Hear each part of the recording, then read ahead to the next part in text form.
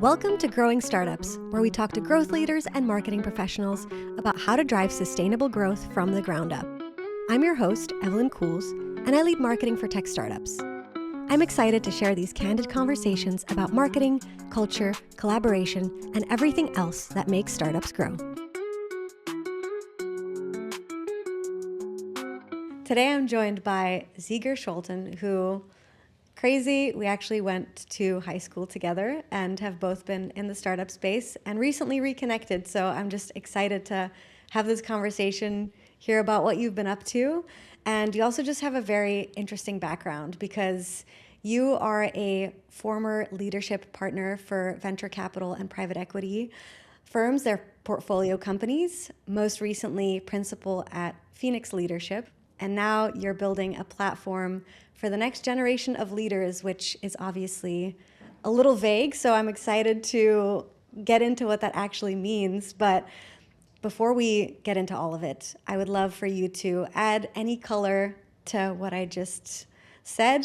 What's your background and what you're working on right now? Yeah, I am. A little bit of background is, well, let me start with how I kind of came on to the career path that I'm on. Is actually a moment I was sitting in the car and I was not driving, but this moment we had a car crash when I was 16, and I saw someone die actually, and this is a bit of a big opener right here, but that was kind of a moment that I really, after that period, I mean, it was a very intense moment to experience. And that after that period, I had a lot of questions of like, why are we here? Why do we do the things that we do?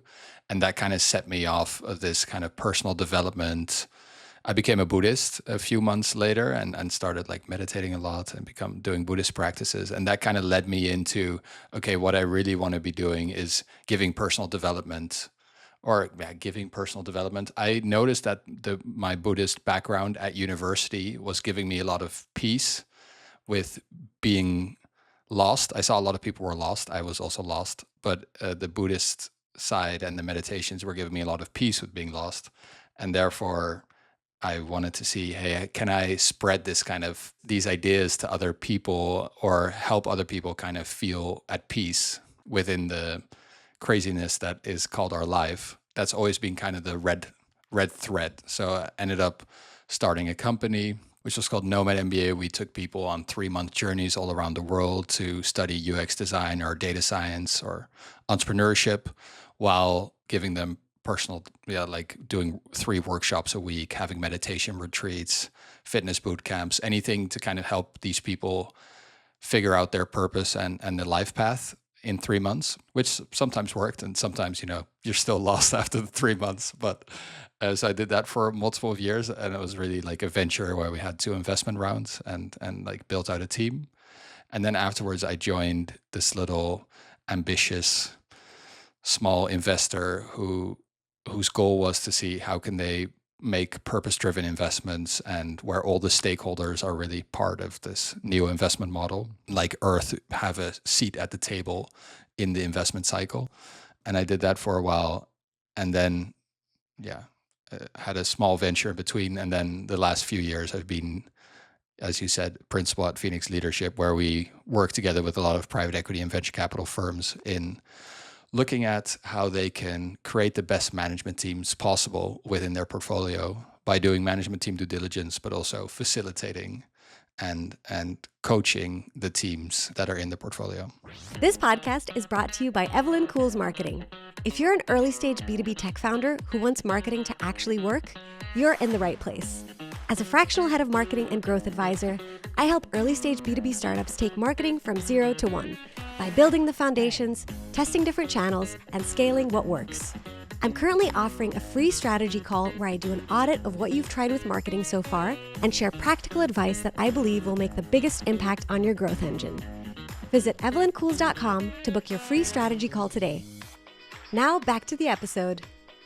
That's amazing. What did that usually look like, this work that you were, by the way, insane story. Thank you for giving all that context. I think it's very helpful to hear what drives people. And especially, I think your path has been very intentional and it's just super clear from hearing you talk about it. So I'm just really excited to be having this conversation. But I'm curious how this in practice shows up. Like, I don't think every startup necessarily focuses on leadership.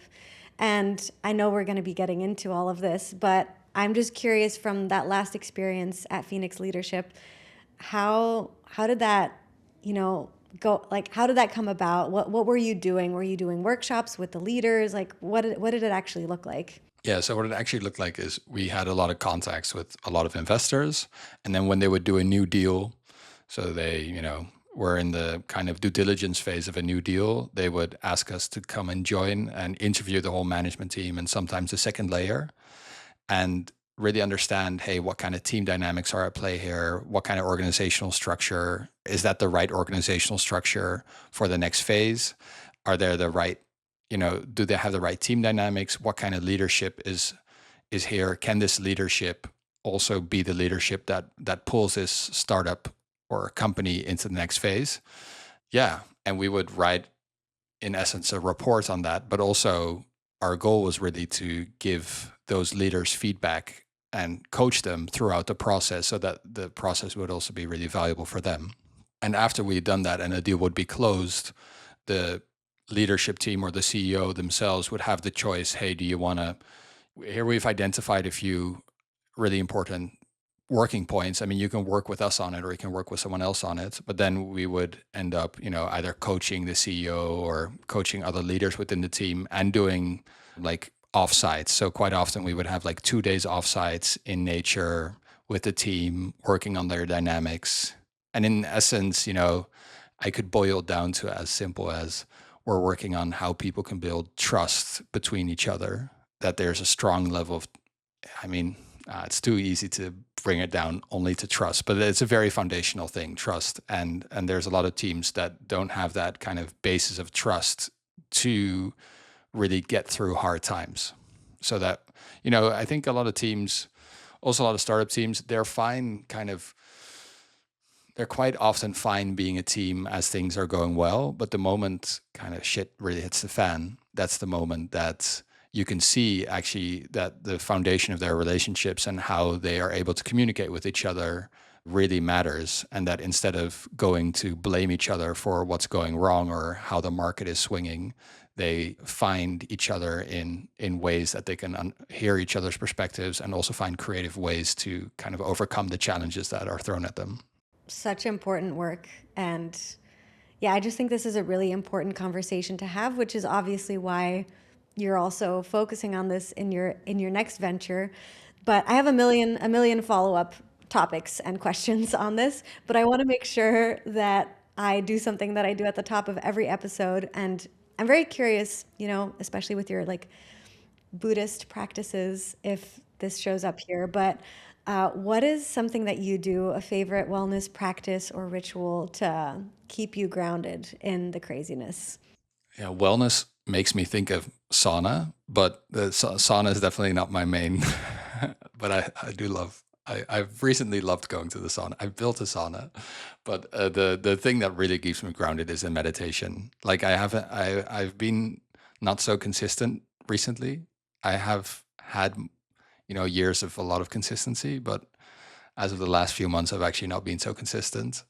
But yeah, meditation for sure is the kind of thing that where I can come back and center myself, and I can bring myself to rest, and especially you can just hear all the crap that's in my mind 24/7, and I can just listen to it for a little bit and be like, what is going on? Why are these things driving you right now, actually? And then I can just let all the voices talk, and then at a certain point, it kind of dies down, and then I feel like there's less thoughts left and I can just kind of focus on what's important in that day or in that moment instead of just having all this clutter and noise in my mind. What a great image and way to explain what meditation can do, because that is also how it feels for me, although I also have not been consistent, in part because I have a little baby who's taking up all of my time and peace. But still, it's still such like a valuable thing to do, and I think also, especially when you're building out your own dreams, and this is kind of where I'm at now, is like building out my business. I have this vision of where I want it to go, and I end up working late into the night, or it just doesn't feel like work as much because it's like mine, my dream. But it's my mind is like a war zone with like how many thoughts are going on in there. So I need to you visualized it so well that like I need that calm in my life. Yeah, and quite often those are the moments you actually need it most, but you have the least time for it. So there's something paradoxical about it as well. Yeah, I totally agree. I have the same. And then I sometimes I catch myself like after like months of stressing out about random stuff, and then I'm like, what am I doing? And yeah, it's exactly those moments that sometimes I forget to meditate. Yeah, just chill, just breathe. It's okay. You have 5 minutes. No, I totally agree. Something that you said in, your overview of your background was just the importance of making sure that the leadership team is ready to have that trust with their teammates, and probably also diagnose problems correctly when they arise. So something that I've experienced a lot is, something will not be going well in the company, whether it's we're losing customers or we're just not growing as fast as we want. And from a marketing perspective, obviously, there's a lot that I deal with on the growth side of things. But I feel like it's usually the first thing we look at is like that team. Like, what are they doing? Is there something that they are not doing right? Versus, you know, maybe looking at the bigger picture and seeing like, okay, are we like moving in the right direction as a company? Is the vision there? Like, are people working together? So I'm curious what your thoughts are on that, if you've seen this kind of thing play out. As in a team not having direction in moments of crisis or Yes, or like misdiagnosing the problem, like looking at one specific part of the company when we're struggling versus like maybe the bigger picture. yeah. And I think the misdiagnosing sometimes can be people just not wanting to take responsibility and also blame being put on a certain division in the company. I don't know, I can see kind of a company being like, or a leadership team even being like, hey, okay, well, it's the marketing department's responsibility and there's not enough leads coming through. And then the marketing team is saying, well, yeah, but the product isn't there to, get the leads. So, how are we going to be able to get the leads? And then it ends up being this ping pong ball of like misguided direction. And I think a lot of times that happens when teams are not strong and also when certain leaders are not strong. I think it's very easy to feel threatened within a company. If your part of the company is not performing, it's very easy to feel like, okay, I'm going to have to go blame someone else because then I can save myself. Right. And it will take quite a bit of ownership and responsibility for that person to say, okay, this is something's not going well. I'm not going to make it a personal thing. And we're going to look at, indeed, as you say, the picture from a broader lens. What's going on here? Maybe even grab the other people of my leadership team to be like, hey, I see there's a problem right here. I don't know exactly what the cause is of that problem, but let's try, like, help me figure it out. Kind of asking the question for help of like, hey, we've got a problem here. Let's figure it out together, or maybe your perspective can help me figure it out. It's much more of a vulnerable, but also quite a strong leadership place to come from to say, okay, we've got a problem here. We're going to figure it out. And quite, I think more of like when someone feels maybe not so strong in their shoes, or, they are worried about their own position, that's when the kind of blame game starts. And then, a company really becomes this kind of ping pong blame game where no one really understands the issue or where it's coming from, nor how to solve it, because it's just being put on someone else's desk. And that, yeah, downfall of so many leaders. And also, painful in my work is quite often kind of the bad teams are less willing to work with you than the good teams. You know, the good teams see like, okay, we probably need help. We probably need to get better. And the bad teams will be like, yeah, you don't have anything to help us on or to say about us, and you know we're doing fine. We're and this is not just me selling the work that I do. Like this is, you know, this is something that I can just see happen. Like a team that's actually less capable or has less strong bonds between each other is less willing to kind of go there. Also because it's scary, you know. Once again, it can, if there's little trust, people feel like certain issues will come up, or maybe they'll get blamed, or you know, maybe the leader will take them down in the process of doing this kind of, you know, more relational and leadership building work, which is, you know, for the audience, I also understand super vague. Like I totally understand. I even find my work fake. You know, like sometimes I'm like, what am I even doing? Because basically it's like I go and have a day in nature. We have a whole program and we actually work on tangible things like feedback or vision or direction or, you know, different kind of team topics. But my real work is like reading between the lines and seeing how people are responding to each other and giving people mirrors to how they're responding to each other, and trying to give them tools to how to be more effective in responding to each other and working together. But that happens like in between the lines. So my work is very in between the lines. And so, I mean, even I have many moments that I'm like, I don't know what kind of work I'm doing, but it's working. So I'll just trust the moments that I feel like it's working. I think it's kind of like therapy, where obviously, like, no therapy session will be the same, no patient will be the same. Oftentimes, it's like the little things in between, like the in between moments or the body language or like one specific thing that someone says is really like the clue to a bigger issue or something to work on. So, and I liked how you said that the better teams are usually the ones that are like more willing to work with you. I think it's also similar with therapy, where it's like if someone decides they need therapy, that is a very different place to start from than someone who's like being forced into it. Yeah, so I mean, it's just such an interesting place to be in, because I think that it's not always the first priority for founders, right? To focus on how they are as leaders. I think many founders will start a company because they see something specific happening in their market, something they're frustrated with. They're really there to like create a solution, but they're not necessarily thinking about becoming a leader and hiring people, managing people, like building company culture. So I guess like when do you think is important for founders to start focusing on the leadership part?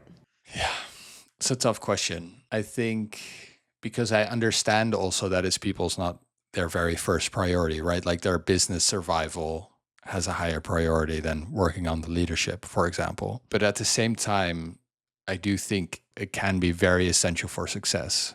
There is like, I think you need to be a bit bigger company. Like I would say like be like a whatever, like 50 plus company to really say like, hey, we're going to spend time on this without really diagnosing a problem. Like we're like without even having to say like, okay, you know, there's a conflict between two people, we're going to spend time on this. I think it's really worth already spending time on it more as like you know, it's kind of preventative like measures of like build a strong team for when, you know, the real challenges come your way. But I would say if in your like underbelly you can feel there's some problem happening, even if you're like a two-person team, and you can sense there's a problem here and we're not able to address it, then I would say do it already, you know, because I think a lot of people, it's kind of, it feels like the easy route to not address a problem. And often, you know,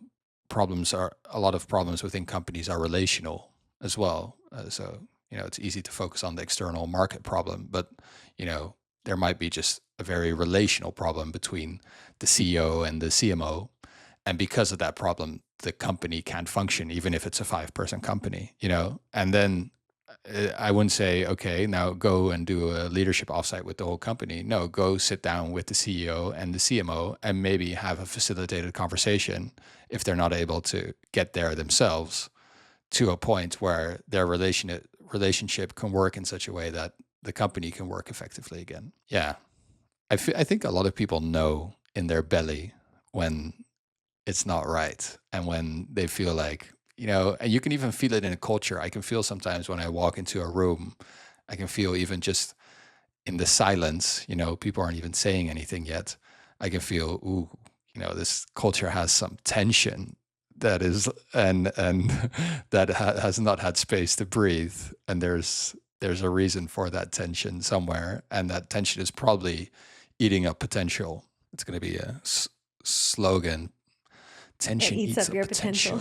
potential. It's true though. I mean, I have never felt so motivated than when I feel like I'm completely on the same page as the founder that I'm working with and everyone else on the team. Like I can move so much faster. I am excited to do my job. I'm working more hours, but it doesn't matter. Like I'm just excited about what we're doing, and I think that is so important for early stage teams, and it can only come from having a culture, again going back to what you were saying, where people trust each other, where you can be open about, you know, things that are going well, going not well, without having to get really defensive and scared to like tell the truth. So yes, I completely agree. And I've been in the situation where it takes people leaving or a bunch of people getting let go and completely reimagining the team, because obviously that was the problem. And either like that's what triggers some kind of, you know, focus on the leadership, or it just keeps going and they hire new people, and then I guess I don't know what happens to them, but And they leave again. Yeah. And I mean, also, you know, talking to the skeptics of this kind of work, it's like I'm not there only for like a kind of tree hugger mentality. It's not like it's not all about like, okay, I just want to create more connection, and when we have more connection, we're good. No, it's I think the question here is also just how can you be the most effective as a group of people? What's what's the way that you can communicate and relate to each other in the most effective way? And that's not only about like being nice to each other or trust, you know, I mean, trust is a very important part, but it's also about, you know, being able to give strong feedback, really saying what's up, being able to, you know, hold each other accountable for the things that are happening. So it comes back for me to, are you able to have effective relationships? And I think a lot of people are wasting their time and wasting their energy on a lot of ineffective ways of having relationships and managing teams. And that is just a waste, such a waste of energy, such a waste for themselves, such a waste of life force. yes, so true. You mentioned holding a mirror up in front of people, which I think that's a really good way to think about this. I'm curious if there's anything specific that comes up like over and over. Are there certain themes or things that people like realize about themselves? Any like commonalities with the people that you've worked with? Yeah, you can look at it from like an individual level and from like a team level. On the individual level, there's so many things. I mean, I think quite often people really underestimate as leaders, or maybe CEO or someone, a founder, they really underestimate the importance of like setting direction and communicating that clearly across the organization. Always when we do like management team due diligences and we ask everyone to like fill out a survey separately, the CEO always gives the highest rating of how he thinks the whole team feels like they're aligned on direction. So always when I get the surveys back, I can always say the CEO is like, yeah, we got 90% shared direction. Everyone's feeling it. And then the rest of the team is like scoring 40%, like, yeah, we're 40% on clear on where we're going. And so you can just see that, you know, the picture is quite often clear in the founder's head, but it's not so clear in the team's head. And it actually requires like repetition after repetition after repetition, when, quite a lot of leaders will say, oh yeah, I already said that, in that meeting half a year ago. I thought we were aligned on that. And why are you not following the thing that I thought we aligned on? And quite often a leader will say like, oh man, no one's taking responsibility, and they're not, following the line. They're not following the direction I set out, and perhaps they're skipping over the actual kind of like very tedious work that it takes to get a whole organization on board on the kind of direction that you're going, and getting people to the point that they actually feel responsible for that direction as well, instead of their own kind of tinkering or their own, whatever priorities they have for themselves within the organization. So that's one I'll mention on leadership. I mean, there's a lot of other ones to mention there. Team level, the funny thing is a lot of people will come to me with, we need to have more feedback and accountability within our team. That's like the kind of thing that they come with. It's like, oh yeah, we need more feedback and accountability. That's, that's the thing, like, oh yeah, those people are not giving each other feedback and accountability. And I think it's annoying almost to hammer this message so much, but I think underneath that, there's really a layer of trust. I mean, there's this great pyramid from Lencioni. I don't know if you've ever seen that pyramid. No, but let's put it in on the screen here. Patrick Lencioni, he's a little bit of a guru in the whole team dynamic space. And one kind of pyramid he created was a 5-layer pyramid, and it starts with trust. So you need the basics of trust within a team for people to know, okay, I can speak up here. I can say my thing. I can bring in my perspective. And if there's enough trust there, then you're able to have constructive conflict. So a lot of people will say, oh, conflict is a bad thing within a team. But actually, you need a certain kind of conflict, a certain kind of tension, a certain kind of people challenging each other. But you can only challenge each other if you feel like, hey, we can trust each other. So therefore, I can speak up even when you're bringing in an idea, and I can challenge you to, in the end, make our idea better and kind of find the ultimate truth of what we're looking for here. So we have trust, then we have conflict. If we're able to really have conflict about kind of where we're going, then we can commit as well. So I can feel like, okay, I've said, so that's the third layer, commitment. Is like, I've been able to say what I've wanted to say, and therefore, and maybe we haven't chosen the direction that I was for, but I know that we've had a good conversation about it. And now we can say, okay, this is what we're committing to, because, different voices have been heard here. And we're saying, okay, this is what we're going to go for. And I'm not like holding back all this information in the back of my mind, being like, yeah, this is such a stupid idea in the first place. So sure, CEO is saying that we're going to do it, but secretly I'm going to be sabotaging this whole mission. Like, I know better than the direction that we've chosen here. And so there's like a layer of commitment. And through the layer of commitment, you come to the fourth layer, which is being able to hold each other accountable. And because commitment is clear, like the goals are clear, what we're doing, what each person is responsible for, it's much easier to hold each other accountable. While quite often, people are not able to be very clear on, hey, what's the commitment we're making here together? So therefore, it also becomes very hard to hold each other accountable. And then the fifth layer comes to kind of shared results. So instead of your individual result of you doing your own thing within the organization, saying, okay, how can we chase those shared team results? And you kind of need, to start at the bottom of the layer with trust often to get to that layer of accountability. So a lot of people will come to us with, hey, we need to hold each other more accountable, and no one's taking responsibility and no one's giving each other feedback. And then sometimes, and a lot of the time, you have to start with a team of like, okay, but where's the foundation for us to be able to hold each other responsible, to have conflict with each other, to, really commit to the kind of decisions that we make. Such a great rundown. I have never heard it just explained so clearly, but it makes total sense. Like, yes, trust is, we're like talking about this over and over, but it really is the most important thing, because if you're not comfortable with the people around you and like sharing your opinions and know that they're going to respect you, and you can have constructive conversations, then everything else, like you said, like I'll just sabotage the idea in the back of my mind consciously or subconsciously. And I can notice it in myself, you know. I mean, I've also been under leadership of people, and I can notice in myself moments that I've heard someone say something like, "Oh, we're gonna do this," and I'm like, "Yeah, sure, we're gonna do this." I mean, you say we're gonna do 10 things, we mostly end up doing one thing, and you know, and there wasn't just the space to kind of bring that in, and therefore you just end up kind of being like, "Yeah, I know you said there's these 10 priorities for this quarter. I know we're not going to hit any of them. We're probably going to hit one. So therefore, I know it also doesn't really matter if I'm going to hit my, you know, whatever I'm trying to hit or whatever I'm trying to change from my role." So you can just see the kind of, you know, like I can notice the very subtle sabotage that, you know, comes in, the cynical mind that comes in and just like, yeah, I've been here before, and we see it doesn't go there, you know?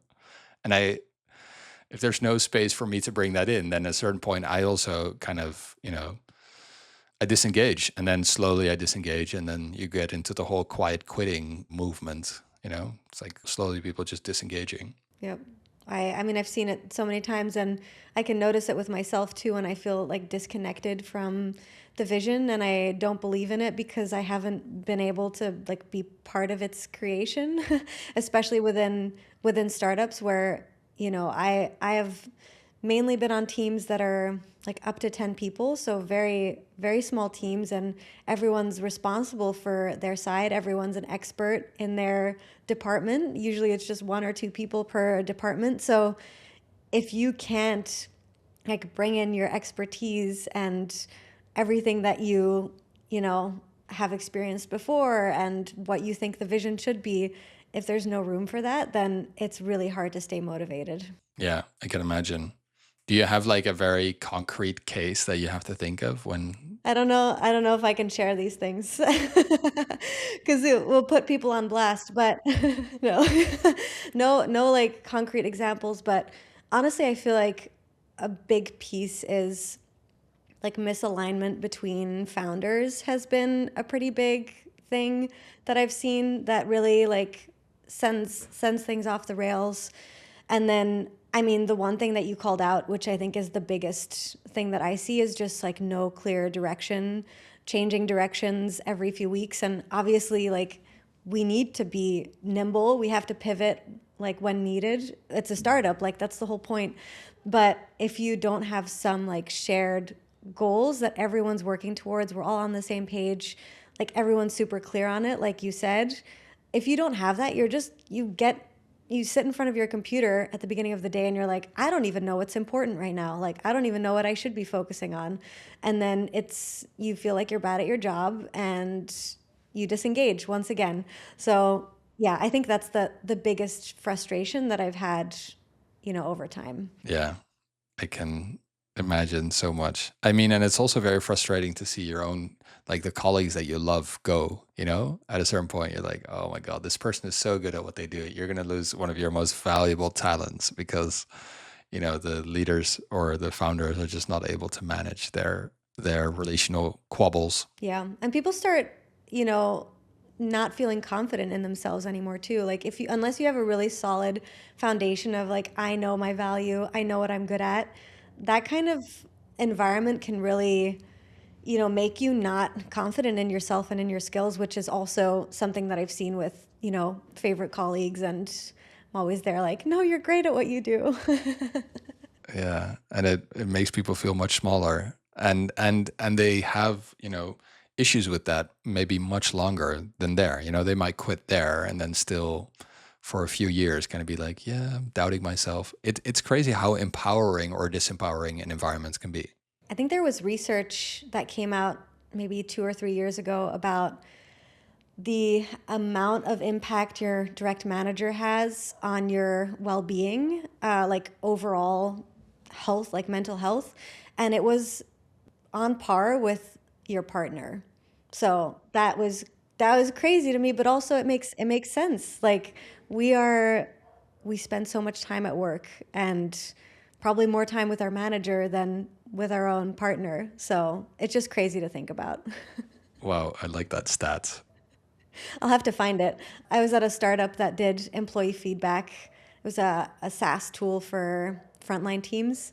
And this was one of the studies that we used to talk about, the importance of feedback and making people better managers. Oh, I love that. Well, I want to pivot because I know we've been talking a lot. Let's pivot to what you're doing today. And I know for one that you're starting a podcast, which is awesome. I love people starting podcasts. Yeah. But I'd love to hear why you're starting with that and then also what the bigger vision is for what you're building. Yeah. So I think the bigger vision is we're going, we're getting into very uncertain, complex times with, I mean, AI, climate crisis, a lot of like things coming at us at a quite quick pace. I feel like everything is a kind of accelerating the complexity. I'm not against it, but I think it requires us as humans to develop as well and keep developing ourselves at a certain pace as well to be able to even match, like, how are we able to ethically use AI, or how are we able to, lead our world order in good paths. Yeah, so that's very big. I'm starting very big vision here. Is, hey, how can we develop a certain kind of level of leadership that we would want? What kind of level of leadership can we develop in ourselves that we would want from our future leaders? If I see examples like Trump right now, just creating a lot of chaos. I mean, you're in the US, probably like a big topic there, but a big topic anywhere. I mean, he's able to make a big topic out of anything. But I see that kind of leadership, and I'm like, I mean, as a society, as a collective, we need the kind of leadership, the kind of values also to understand, hey, what kind of leadership do we need and will be beneficial for our next phase, and what kind of values can I stand strongly by? So I think the goal of the podcast and the bigger ecosystem that I want to build around it is, hey, let me talk to a lot of inspirational leaders around the world and a lot of like leadership teachers and wisdom, like Patrick Lencioni. I would love to get him onto my podcast, who I just, told this pyramid thing about. I think just having the kind of like frame of reference for us as leaders to understand, hey, how do we relate? How can we effectively work together? How can I challenge myself and my values? I want to be able to bring a podcast for people to kind of get that frame of reference from inspirational leaders, from these kind of frontline thinkers, so that you can, as yourself, as a leader, really, keep developing yourself, whether you're in a managerial position or you're, developing your own startup. That will be the podcast. It's going to be called Get Moving. And then next to that, I want to continue kind of doing leadership development and facilitation work with teams, because I just love that. I love bringing people together. I love helping people connect more deeply. I love like helping organizations become more effective, like really looking at how can the relational dynamics work more effectively so an organization can work more effective. I love that kind of the soft and gooey stuff that's like in between the lines. Soft and gooey, but very much tied to metrics, to the bottom Yeah, line of the very, company. very, very tied to metrics. 100%. Well, I'm excited I will be listening to every episode because I love this type of content, which is obviously why you're on this podcast as well. So Yeah, just thanks for having me. excited. Yeah, excited about just to see what you do, and hopefully you get, those biggest dream guests on your show. I'm sure. I've Sure had you a will. few already. Like I've had one that has been like an absolute hero to me my like whole career. So I'm getting there, but we'll see how it develops. It's crazy what just putting yourself out there and actually doing things like this Right. can do Yeah. for who you connect with. I mean, I've seen the same thing with this podcast. Like the people that I've been able to talk to, even just get like on a call with, has been amazing, both from like a personal and a career level. So it's super Yeah, cool. that's very cool. Nice. One thing that I was wondering, and you can share as much or as little about this, I don't know if this is still something you're building, but the last time we talked, you mentioned building a self-assessment tool, and I was wondering where you're at with that, and if it's something that people, this podcast is going to be out in a couple of weeks, so is it something people will be able to find? Yeah, people can find it online. It was kind of like a hobby build, so it's not it's not going to be my full time work. But it's you can find it at www.selfinsight.ai, and the idea is that you can copy paste a lot of like master prompts that I've been able to find online, and I've also tested myself into your own ChatGTP or into your own AI, and it will give you a lot of reflections on you. There's a lot of information stored into your chat and into kind of the knowledge base of who you are and what kind of language you use and in which way you relate to the world. And so it will give you very valuable reflections on your career or your kind of relationship style or these kind of things, or give you like a 2026 focus guideline, these kind of things. You just have to copy paste a prompt, put it into your chat, and then that's it, and you get a lot of insights. Okay, I have to try this because ChatGPT is becoming my best friend, it seems like. Exactly. Yeah, that's So the very, very cool. It's selfinsight.ai, right? yeah. Okay, awesome. Well, the last thing that I'd love to ask you is what is something that you're excited about both in your personal and in your professional life right now? I'm very excited about in my personal life that I just got engaged. So I'm gonna That's get amazing. married soon. Yeah, I mean that, Congratulations. and just like enjoying the little things, the like my relationship with my fiance now. I'm very excited about making my world smaller in a way as well, and like focusing on the most important relationships around me. Excited about professionally is that I'm kind of at like my next, I want to call it like blitz. It's weird, but I feel like I'm at the cusp of my kind of like my next phase of my career. And that is like daunting and exciting, excitingly daunting, because I don't know exactly what's going to happen. Um, but I feel there's a lot of energy for what I'm doing. Yeah. I totally relate. I am in a very similar space, having launched my business a couple of months ago. So big leaps of Yeah. faith, but it's just such an exciting thing to be like building out this vision that you have. And you have no idea where it's going to go, but you're along for the ride. Yeah. And good job on you as well. Just doing this podcast and already doing it for a second season. Thank you. Yeah, I mean, we're pretty much filled up for season 2, and now I'm like, okay, well, time to look at people for season 3. Like, let's just keep it going. Cool. Yeah, it's been very cool. Very, very last thing, Zeeger, this was such a great conversation. And if people, founders, or just anyone who's looking to do more personal development is, looking to connect with you, what's the best place to find you? LinkedIn, I would say. I'm getting onto the LinkedIn train. So just on my name, Zeeger Scholten, that's the best way. You can also, I mean, I also have a website. You can find me there, but I think LinkedIn is a good way to have a chat. Is your website linked on your LinkedIn? It is. Okay, perfect. There you Yeah, go. and you One also find place. it if you Google my name, then you'll find it because my website is my first name and my last name.com. That's great. This is something I recommend everyone does if you haven't yet, and it's still available. Just get your domain, even if you don't do anything with it right away. Just buy it. Build your brand. Build your Build your brand. brand. Yeah. We're all about personal brand building over here, but I will see you on LinkedIn. I am also doing a lot more on there, so it's the place to be. It's a place to be for professionals. Well, amazing. Thank you so much, Zeeger, for being here, all the insights. I'm so excited to share this conversation with everyone. And yeah, just looking forward to seeing what you build next. Thanks, Evelyn. Thanks for having me. Thanks for listening to Growing Startups. If you enjoyed this episode, I'd love for you to give us a rating so more people can find the show. So happy you're here, and see you in the next one.